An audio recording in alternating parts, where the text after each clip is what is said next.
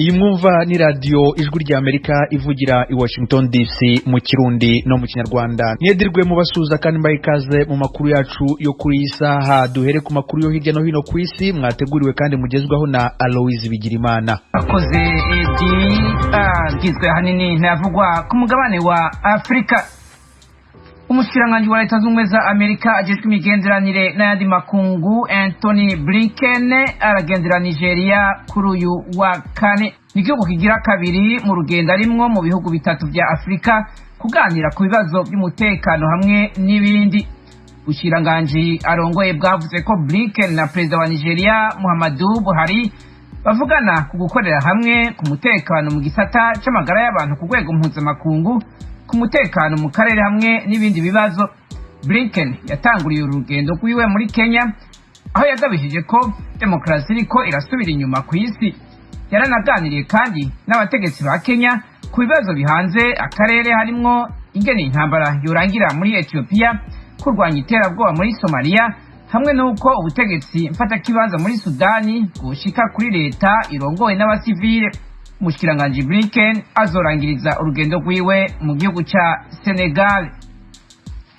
Muri Sudan abajeje umutekano bararashe bongera barica abandi bantu 15 bari mu myerekano yamiriza kudeta yakozwe n'abasirikare.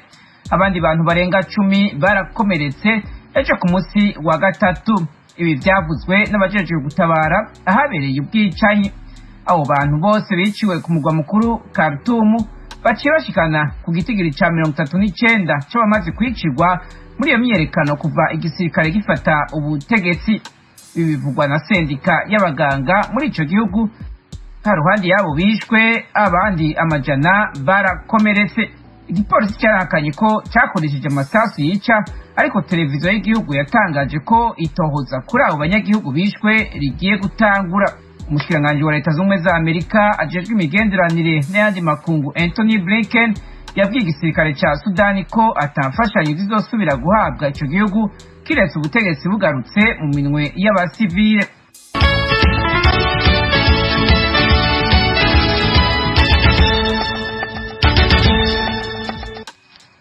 Muri Nigeria abantu bitwaje inko bataramenyekana barisha abantu bashika kuri 25 ku munsi wa kabiri mu mpanuka bushira uburengero bw'ico gihugu. Abategetsi bavuze ejo ku munsi wa gatatu ko abantu bari ku mapikipiki bateye ibirindiro by'abanyagihugu bagiye hamwe ngo bigwanire hafi y'imihana yahitwa Bakorate ni mu ntara ya Tahuwa. Umukuru w'igisagara ca Tiliya cegeranye n'iyo mihana Atawane Abeitane yavuze ko habaye kurasana kwamaze amasaha atari make imbere y'uko abajejwe umutekano bashika bakaza gutabara bakabona gusubiza inyuma abo bagizi ba nabi. Umutegetsi mu bajejwe umutekano yavuze ko umunyagihugu umwe gusa mu batewe ari we yarokotse, abandi bose bishwe. Nta muhari uriyitirira ico gitero cyo ku munsi wa kabiri. Umukuru wa leta y'ubumwe muri Libya ejo ku gatatu yaragirije Ububirigi kuba bushaka kwigarurira ubutunzi bw'igihugu ciwe bwafashwe n'ishiramwe mpuzamakungu ONU mu 2011. Umushikiranganji wa mbere Abdulhamid Dbeibah yabwiye inama nshikiranganji y'igihugu ciwe ko abategetsi b'Ububirigi basabye akanama ka ONU kajejwe umutekano kubaha bo gukoresha amafaranga ya Libya ari mu gihugu cabo. Intwaro ya Gaddafi yari ifise amatungo ku isi arimwe n'amafaranga harugwa imiliyaridi 15 z'amadolari yari mu gihugu c'Ububirigi.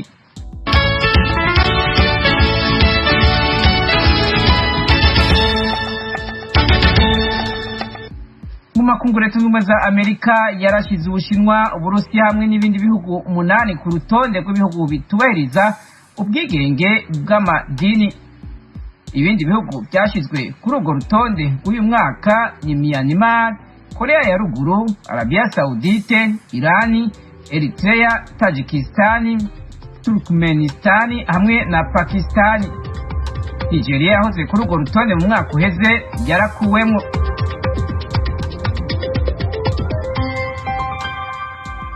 Aloise Bigirimana urakoze kuri ayo makuru yo hirya no hino ku isi utugerejeho.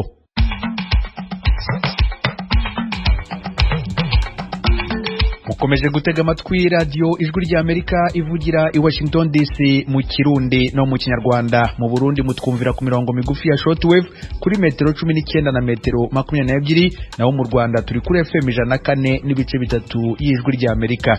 Dore ingingo z'ingenzi z'amakuru tubafitiye. Inzego z'umutekano muri Uganda zataye muri yombi umuntu wiyita Umurundi wafatanywe imbunda ari mu nzira yerekeza mu mujyi wa Kampala. Why he was carrying these guns to Kampala.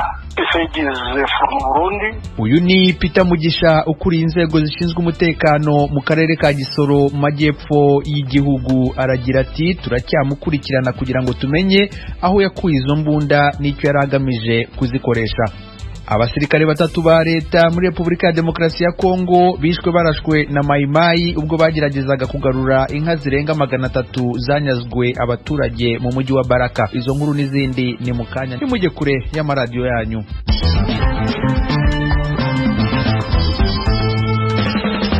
Amakuru yo mu karere k'ibiyaga bigari. Abasirikare batatu ba leta muri Republika ya Demokarasi ya Kongo bishwe barashwe na Maimai ubwo bageragezaga kugarura inka zirenga 300 zanyazwe abaturage mu mujyi wa Baraka uri mu ntara Kivu y'Epfo. Ni inkuru y'umunyamakuru w'ijwi rya Amerika Vedaste Ngabo uri Uvira. Mu itangazo igisirikare cya Kongo cyasohoye ku gicamunsi cyo kuri uyu wa gatatu arivuga yuko abasirikare batatu bishwe barashwe ari muri rejima y'umbi 3407 bari basanzwe bakorera yitwa Tujenge mu birometero 20 n'umujyi wa Baraka. Major Dieudonné Kasereka umuvugizi wa FARDC muri secteur opérationnel Sokola D asobanura ko abo basirikare barashwe baguye muri ambushi mbakurikiye inka z'abaturage b'abanyamurenge zanyagiwe Baraka n'abagwanyi b'abo Maimai Biloze Bishambuke. Uyu muvugizi wa FARDC agaragaza yuko mu nka amajana zari zanyazwe hari inka 64 igisirikare cyabashije kugarurira benezo. Mobutu Nsenga n'umwe mu baturage banyazwe izo nka n'abo bagwanyi b'abo Maimai arashima ubushake ingabo za Kongo zikorera Baraka zagaragaje kubatabara nubwo inka zose zitagarutse. Ingabo za leta zitagize rejima ya Colonel David ntabwo batagerageje kuzirwanira ntizashoboka, na rejima ya Colonel Fisto iri mu bihugu bwo yari yatabaye kugeza n'aho ingabo zapfuye za leta zizira ziriyanga urumva ntako batagize. Rero tugasabisha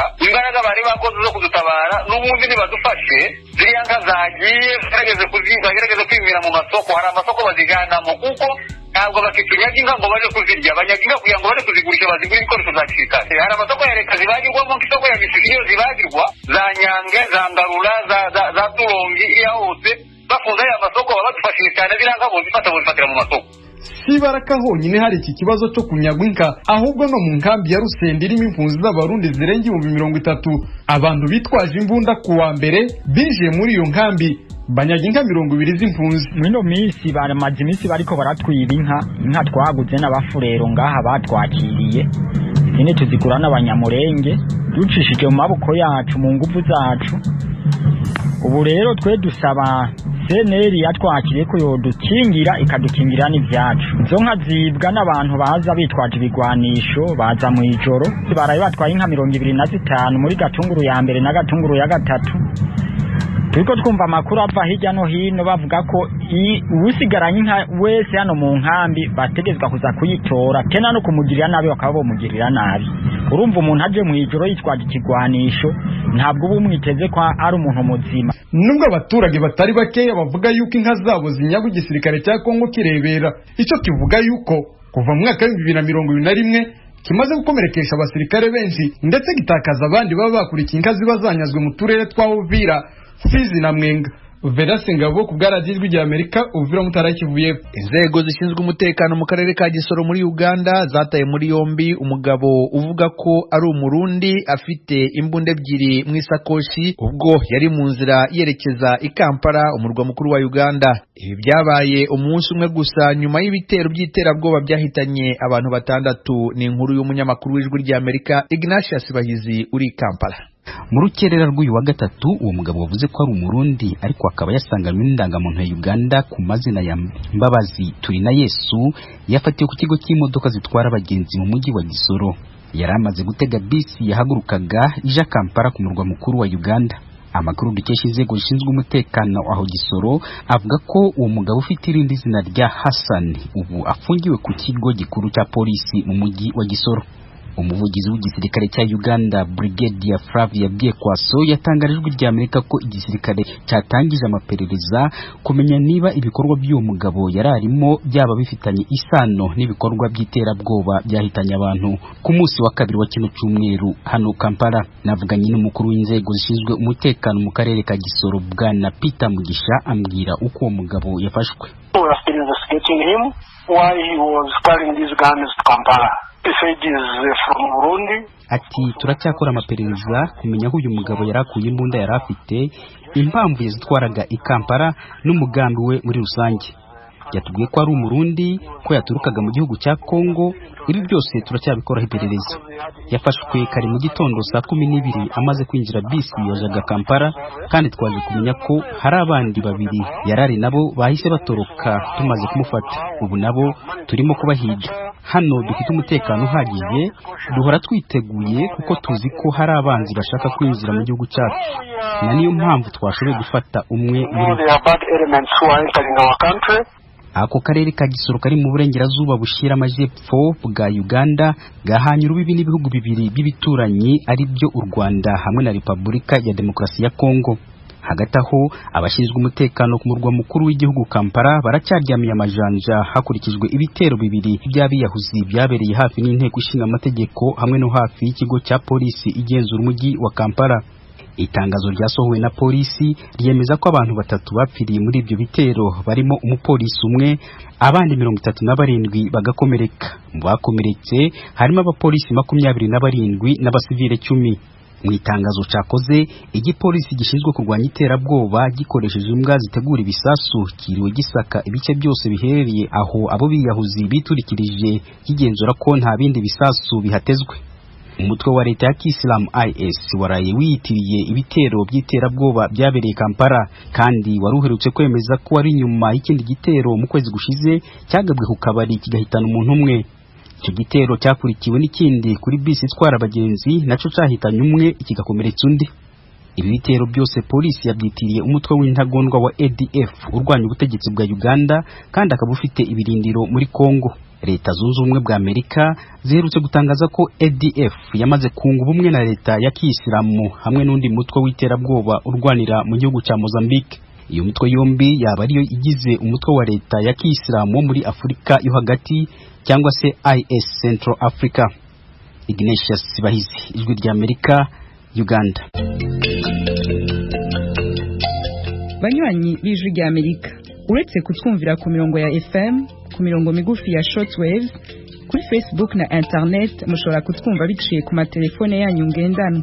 Kuba twumva muri Tanzania muhamagara ku nimero guteranya 2 5 5 4 1 1 2 ubusa 1 ubusa 6 abatwumva muri Kenya namwe mugahamagara kuri guteranya 2 5 4 2 ubusa 5 2 9 3 2 9 4.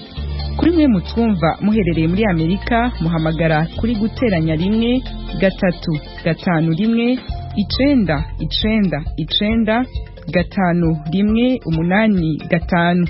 Ijwi rya Amerika ryongeye kubashimira kuba mudahengeshanya kuryumviriza. Ijwi rya Amerika ni radio yanyu. Mukomeje gutega amatwi radio Ijwi rya Amerika ivugira i Washington DC mu Kirundi no mu Kinyarwanda. Ubushinjacyaha mu Rwanda burasabira umunyapolitike Rashid Abdul Hakuzimana kubafunzwe by'agateganyo mu gihe cy'iminsi 30 bumukurikiranyeho ibyaha 4 bya jenoside no gukurura amacakubiri mu Banyarwanda.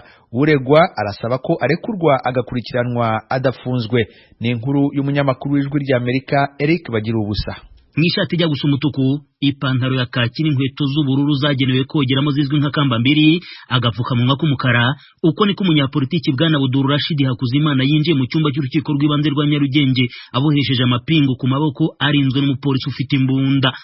urukiko rukimumenyesha ibyaha ubushinjacyaha bumurega umunyapolitiki Hakuzimana yabihakanye byose uko ari bine n'ibyaha byo guhakana jenoside, gupfobya jenoside, gukurura amacakubiri mu banyarwanda n'icyaha cyo gutangaza amakuru y'ibihuha. Uregwa n'umwunganizi we mu mategeko Jean Felix Rudakemwa babanje kuzamura inzitizi ko afunzwe mu buryo bunyuranije n'amategeko. Hakuzimana avuga ko ku itariki ya 28 z'ukwa 10 uyu mwaka umugenzacyaha yamuhamagaje amaze kumumenyesha ibyaha amukekaho, ahita amufunga atamuhaye umwanya wo kubyisobanuraho. Ubushinjacyaha bwo bukavuga ko haba mu bugenzacyaha no mu bushinjacyaha uregwa yahawe amahirwe yo kubonana n'umwunganizi ariko yabazwa agahitamo guceceka, bugasobanura ko uko guceceka ari uburenganzira bwemererwa n'amategeko.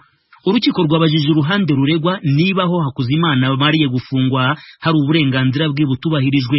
Maître Rudakemwa avuga ko hagombye kubanza kubahiriza uburenganzira bw'ibanze yemererwa n'amategeko nta fungo binyuranije n'iby'amategeko ateganya. Urukiko ruvuga ko ruzabisuzuma igihe ruzaba rufata icyemezo ku ngingo y'ifunga n'ifungurwa ry'agateganyo. Hakuzimana yabwiye umucamanza ko mbere yo gufungwa yagiranye ibiganiro n'umugenzacyaha mukorera iyicarubozo mu bitekerezo.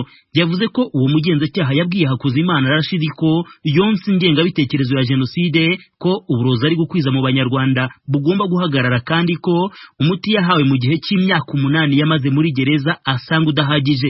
Akeka ko mu kumufata agahita amufunga byaba byarashingiye kuri ayo magambo yamubwiye mbere. Yamusabye gukurikiranwa mu mategeko. Umucamanza yavuze ko ari inshingano z'umushinjacyaha kurebera rubanda, bityo ko busanze koko uwo mugenzacyaha yaramukoreye iyicarubozo mu bitekerezo yabikurikiranwaho. Ubushinjacyaha bwasobanuye ko ibyaha byose Abdul Rashid Hakuzimana yabikoreye mu biganiro yagiriye ku miyoboro ya YouTube itandukanye harimo n'umuyoboro we yise Rashid TV.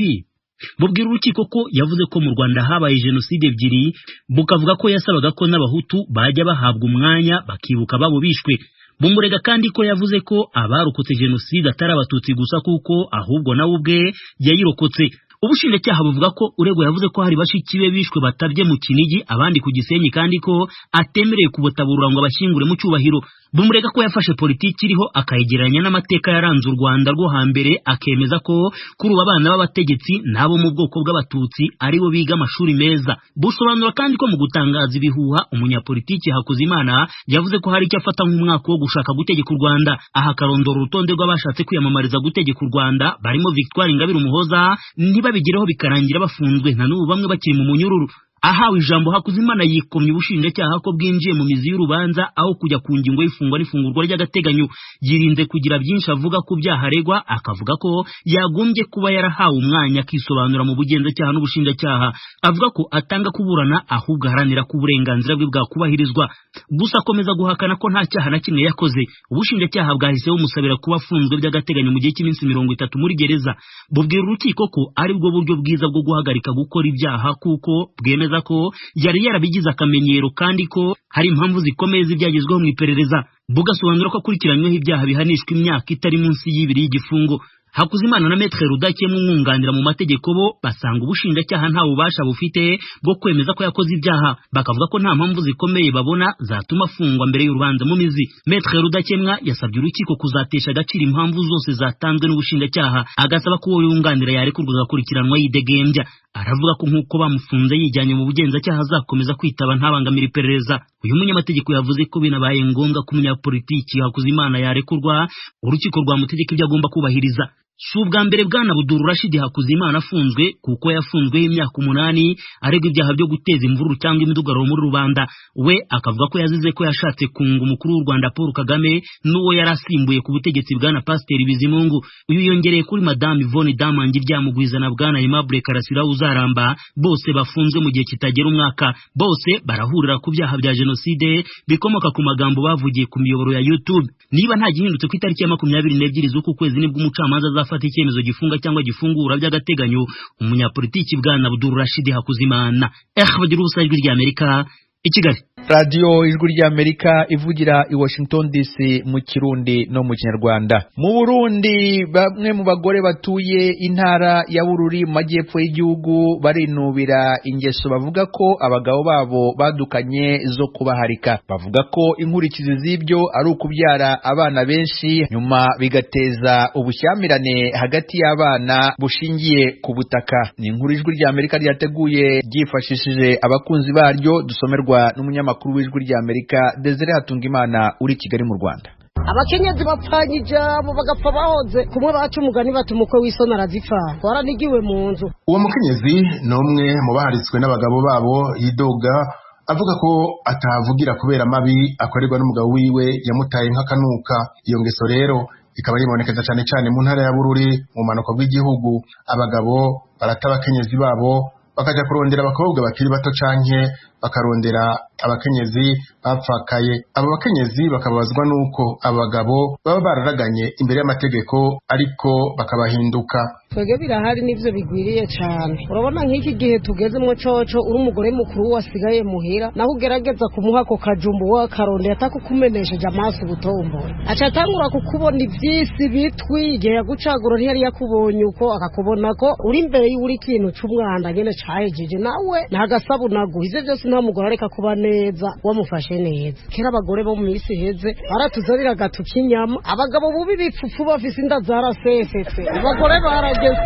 Ivyo biratera ingorane mu miryango kuko abana bavutse ku bagore baharitswe baja gusaba amatongo kwa se kandi n'abana bavuka ku mugore wa mbere badakwiwe mu miryango akaduka uruhagarara. Bangaha nyene Matana intara ya Bururi biriho cyane mu majambo make umugabo arashobora kuba muri kumwe hanyuma kaguhe bakaja ahandi ukazabumva ngo afise y'umugore ntawe nakubu bigira tera umutekano muke mu muryango kukubera urabona nk'ubu amatongo yaraza ashobora kuba yagutanya abana ndwi batandatu agaca agenda akavyara inyuma abandi batatu batanu ugaca usanga umutekano ubaye muke mu muryango ingorane zibaye nyinshi. Abakenyezi baremeza ko ingeso y'abo bagabo ifise ingaruka mbi ku miryango.